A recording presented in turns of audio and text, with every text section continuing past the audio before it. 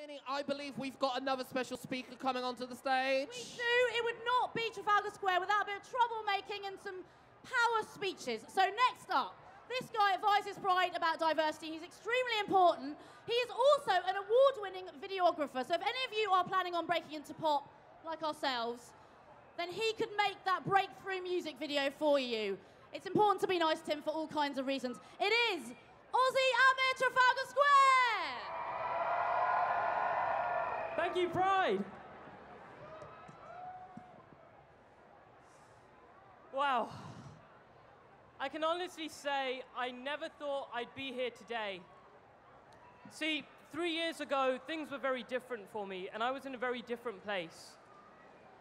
Depressed, afraid of what the world and what my family would think of me. You see, being raised in a good Muslim household, by a good Muslim family, expecting to do good Muslim things, well, I was terrified. I was terrified of how my community that I grew up in, what they would do if they knew, the shame that they would go if they knew the truth. And I had two choices, between living a lie or suicide. And I had it all planned out. The last thing that was left for me to do was ask my best friend to take care of my baby sisters for me when I was gone.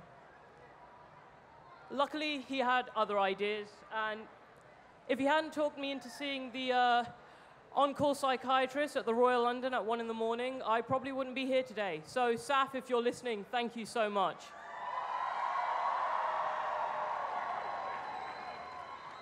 It's been a long, dark climb out of that dark place, and I think it's a place that all too many of us have been in. And it's a place that, sadly, not too many leave either. And today we honor the memories of those who have taken their own lives and who've had their lives taken from them. From trailblazers like Marsha P. Johnson, a black trans activist who played such an iconic role at Stonewall, to the untold thousands of others whose names we will never know. As the BME rep for the Community Advisory Board of Pride, I say we must do more to amplify those voices of our black and Asian LGBT brothers and sisters who face some of the worst discrimination, because our existence is a double bind of never belonging. Too often we are rejected by the people and places in the communities that raised us, and yet we remain unable to find refuge in the places that have given refuge to so many others before. We butt against a politics that scapegoats us, treats us like we're thugs or terrorists. They show oppressions of homophobic and racial abuse from our streets to our playgrounds.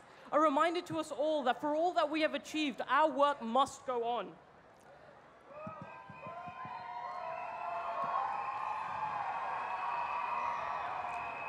Three years on from that dark place, and I'm happy to say I've come to love myself for who I am, and I make no apologies for it.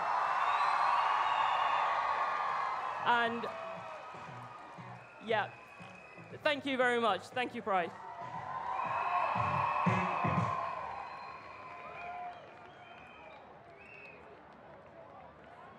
Thank you to Ozzy.